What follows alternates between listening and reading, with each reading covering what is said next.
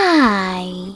In front of me is OnePlus Nord 3 5G, and today I would like to show you how you can switch on or off easy mode. First of all, you need to open Devices Settings and scroll all the way down right away. Then tap on Special Features. After that, select Simple Mode, located at the bottom. Click on Enter Simple Mode and wait.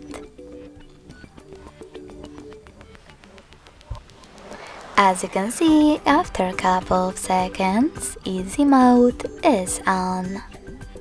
If you wish to go back to the standard one, click on Settings again.